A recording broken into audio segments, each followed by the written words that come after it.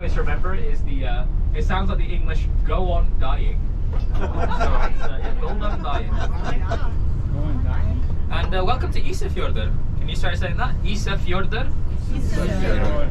Yeah, not bad. We'll work on it. But welcome on board this tour of Arctic foxes and avalanches. We have Arctic foxes. We get avalanches in the winter. And that concludes the tour. Thank you very much for coming along. We'll accept tips in all currencies. We have a comedian. Yep, you're in some comedy gold with me here. Yes, my name is Asit and I'll be your tour guide this afternoon. Or morning rather, afternoon. And if you're wondering what I'm doing here, if you have a look on the left hand side there, is the University Centre of the Westfjords.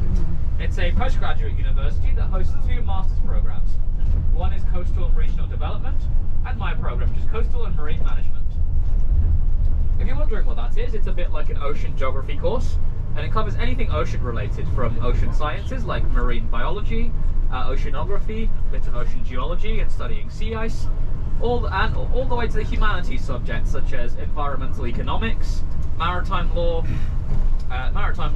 waste and pollution management, anything ocean related, you got it, we cover it. So on this tour I'll be pointing out some features of the town as we go by, as well as give you some facts about the geology, wildlife, plant life, other cool facts, and of course you're in some comedy gold with me. So don't worry, I won't be talking all the time. I'll let you soak in the views here and there. And my, what a view it is, wouldn't you agree? Yeah. Yeah, I'm still in awe of the fact that I live here. But yes, the weather today is supposed to be about 6 degrees Celsius, which, does anyone not use Celsius here? Yeah. Yes. Okay, so 6 degrees Celsius, which is about 40 odd Fahrenheit. So 42 to 45, no, 40 to 42 Fahrenheit. Maybe 45 Fahrenheit, that's it. Need to keep translating that in my head. But it's roughly about 45 Fahrenheit today. That's a typical Icelandic summery day, so between 5 to 8 degrees, or between 45 to 50 Fahrenheit. And of course, once we get some sun, you'll see the Icelanders out in their shorts and shirts in the summery weather, even if it's as cold as today.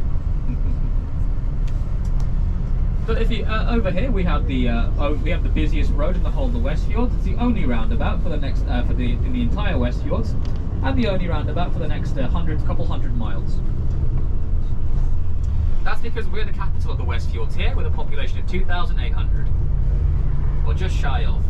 The nearby villages that are a bit of a drive away have small populations of under 300, and on average they're about a 2-hour drive away, which isn't too bad in the summer conditions, but in the winter it can get quite bad. And that's why on the right hand side there we have the high school for the whole Westfjords region, and children will be coming from nearby villages, which is about a 2-hour drive away, and they'll often stay here in this residential high school, or they'll stay here during the term time and go home for the holidays, because it's easier than having to trek for 2 hours in the harsh winter conditions. Over on the right hand side there we also have the football stadium. Now for the Americans on board, football is that sport where you use your feet to kick a round-shaped ball, and I will not hear otherwise. If I hear the S word being thrown around, you're welcome to walk back to harbour. And good luck. There's no public transport on Sundays, and it's at least a 5-hour hike. When I say 5 hour, it's a good 40 minutes drive to where we're going. So here we call it football. And we have a first team here who are called Vestri FC, or rather translates to the West FC. So Vestri, congratulations to them, because they've been recently promoted to the first division of Iceland. So who knows, maybe we'll see them in some European competition someday. Maybe we'll see them in the Champions League. Who knows, because even for such a small population, we have quite the talent pool. Quite impressive that they've managed to make it to the first division.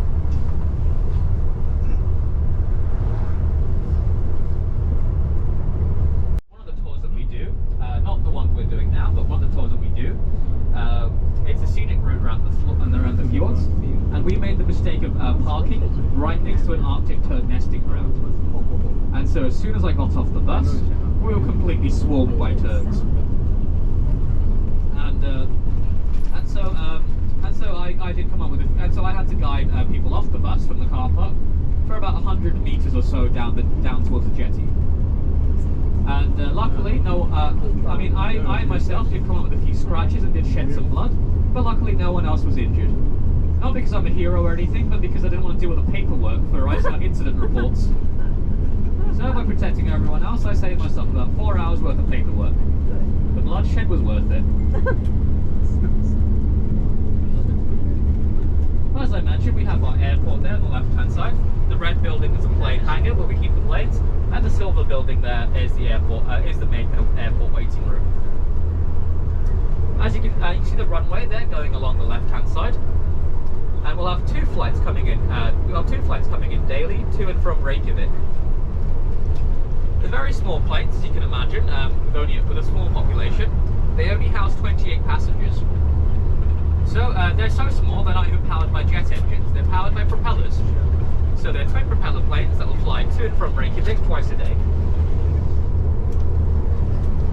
But because of the terrain that we have around here, and the terrain that we have around here, and the strong and the terrible weather conditions we can sometimes have, the planes will often won't take off if the weather is too bad. The rule of thumb, if you can hear the wind, the planes aren't taking off. How long is the flight? The flight's about 45 minutes to Reykjavik, so not very long. But if you look up along the mountains on the right-hand side, you'll see some sheep. Oh yeah. Now you may be wondering, what are the sheep doing on the wrong side of the mountains? So what are the sheep doing on the wrong side of the fences, outside the farms?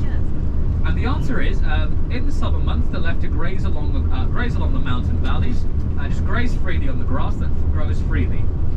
And it's better for the farmers to let them graze freely along the mountain plains instead of having to import bales and bales of hay for the whole year round. Because most of the hay that we have is imported, so it's easier for the sheep to roam free in the summer months and just graze on the mountain plains. But of course, we get paid decent wages. In fact, if you're curious, my full-time salary last month was taxed around 35% or something, and my tax that I paid, income tax I paid, was higher than my rent. So we get paid fair wages, and that's thanks to the workers' union we have. There's no minimum wage in Iceland, but all contracts will go through the workers' union to make sure that you're being paid a fair amount, and you're not being underpaid and overworked. We're about to pass through the tunnel again, so if you'd like to join me in holding our breath. Ready? In 3, 2, 1, inhale.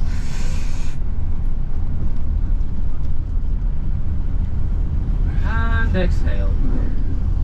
So now hopefully you'll have good luck for the rest of your journey. Lucky. Now, as I mentioned, here in this fjord is called Skutulsfjordur, and here in Skutulsfjordur we have, you may have seen the humpback whale flukes that have been planted around town, around the village rather, and that's a near the Avalanche Memorial Site. And as I mentioned, that's a tribute to the humpback whales that we have in this fjord. So we do get whales in this fjord, but not the big ones. We don't get fin whales or blue whales because the fjord is only about 150 meters deep, which is about 450 feet deep, meaning it's not deep enough for blue whales or fin whales. But we do have lots of humpback whales. So you saw the humpback whale flukes. Now humpback whales are, it's no wonder why they have such such popularity, because they are incredible creatures and they're very empathetic too. In fact, they've been known to respond to distress calls made by other animals and come to their aid. Isn't that sweet? Now, I myself also happen to respond to distress calls, but I tend to steal the people's wallets and money and run away. For legal reasons, that was a joke.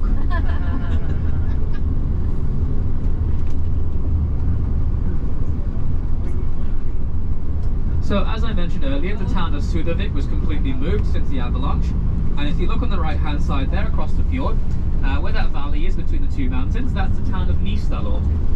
Now, there was a terrible avalanche in 1910, very early on in Nýstallur, which wiped out most of the town. Killed about 20 people, which also Nýstallur has an even smaller population of 150.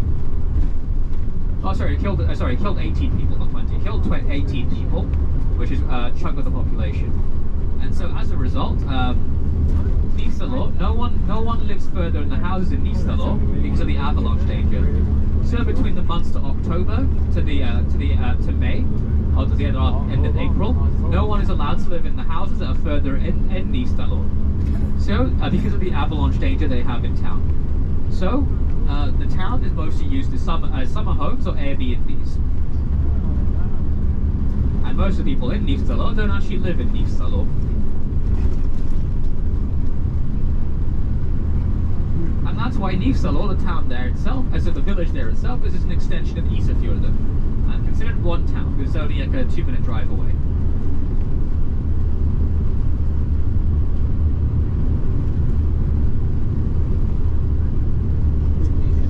Now we can get a bit spooky here. So if you're wondering about the Northern Lights, we only really get Northern Lights during periods where we have darkness. So now under the midnight sun, no Northern Lights. However, from the end of August, when we start to get darkness, towards the end of August, you'll start to see the Northern Lights.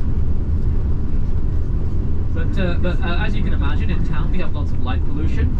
So to be able to see them, you'll have to wander a bit outside of town. But also, it's quite rare to see the Northern Lights here, even though Iceland is one of the best places in the world to see the Northern Lights. It's quite difficult to do so still, and quite rare because of the cloudy weather we have. So if to have the Northern Lights, you need a dark sky and dark and clear skies to be able to see them. So really, there's only a 1 in 20 chance of seeing the Northern Lights on any given day with darkness. Now, this is where things get a bit spooky. So to see the Northern Lights, I had to kind of wander outside of town in an old abandoned mountain road. And as I wandered along the mountain road, I finally realised why it was that Icelanders believe in creatures that have been cast to stone. On the sides of the mountains, as I walked along, I could make out faces on the side of the mountains and the stone, as if with eyes watching my every step, as if they were waiting to turn my back, waiting to pounce. It's no wonder why over 50% of Icelanders believe in elves, dwarves, trolls, shapeshifters, and all other things paranormal. Because out there, in our winter darkness, there's no telling what might be lurking in the shadows. Between the months, our winters are long and dark. On average, we only get about an hour and a half to 3 hours of daylight in the depths of winter. I say daylight, but between the months of November to the end of January, the sun stays hidden behind the mountains, and so we don't have the sun for a good 3 months or so. And so even on the brightest day, it's no bright in the clearest skies. It won't be any brighter than it is today. And so we're left at the mercy of darkness. And out there in the darkness, you often hear strange sounds and wonder what it was. Was it just the wind? Was it an avalanche? Was it a crashing wave? Or is there something unearthly out there, lurking in the darkness?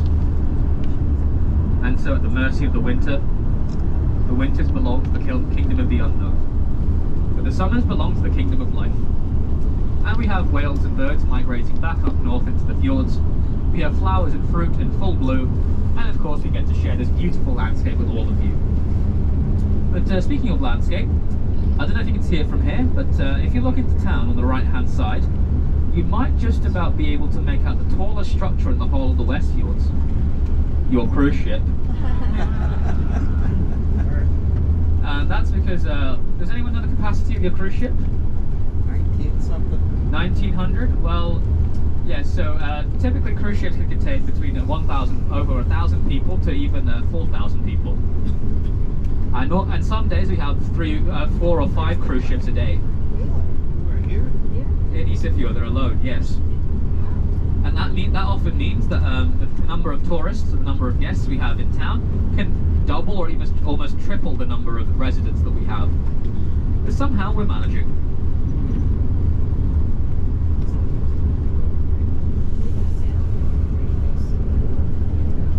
Now, if you have a look on the right-hand side there, you can see it from here, where those silver buildings are, next to it, that entire hill is one big avalanche barrier there. So it's been entirely dug up by machines, and that stops the avalanches from coming into the valley there, and protects the houses in the valley. And there's a footpath going up along that mountain. You can also make out a tunnel there on the right hand side that goes under the avalanche barrier, and that was dug up. As avalanche protection. You'll see some similar ones on a smaller scale as we head through town that I'll point out later on.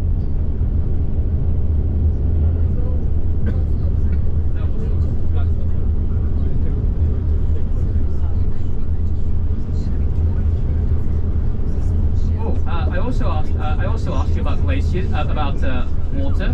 Where does the water from our waterfalls come from? The answer is C. Charles urine. No, it comes from it's B. It's precipitate, so snow melt and rainwater. Because we don't have very many glaciers left in Iceland. We only there's only one in Hodstrand there on the right hand side that you can see. Hodstrand National Park. But other than that, we only have a handful of glaciers left in Iceland, but no other glaciers here in the Westfjords. Before I continue with my geology lesson, if you have a look on the left hand side there, the metal grates that go up along the mountain, another form of avalanche defense there. What those grates do is when the snow piles on, when the snow falls, it separates the layers of snow so that it falls in smaller chunks instead of a one big chunk. And that protects the houses that you see there on the left hand side. So even though we don't have very many glaciers left here in Iceland, it still had a huge impact on the landscape here. So millions and millions of years ago, during the last ice age, when the entire Arctic region was covered in glaciers, the weight of the ice would have pushed the land down and slightly sunk it. And when the glaciers retreated at the end of the ice age, the weight of the ice lifted, and so the land quickly rose up to form the mountains that you see around us. So that's why most of the mountains that you see around us are earth mountains, from the land rising up and making these mountains that you see. Whereas the top rock there is from volcanic deposits. So it's mostly earth and land rise, as well as volcanic deposits at the top. Now, if you have a look on the right hand side, we have these giant crevasses that go along the side of the mountains, these giant cracks that run along the side of the mountains. And that's from ice digging into the rock and cutting into the rock. And when the ice then melted, it would have left behind these giant crevasses that you see streaking along the mountains. This happened on a much larger scale. So the ice would have also dug into the ground and the land, and when the ice melted and retreated, it would have left behind these giant U-shaped valleys here, which we call fjords. So part 2 of our geology lesson complete. But that dip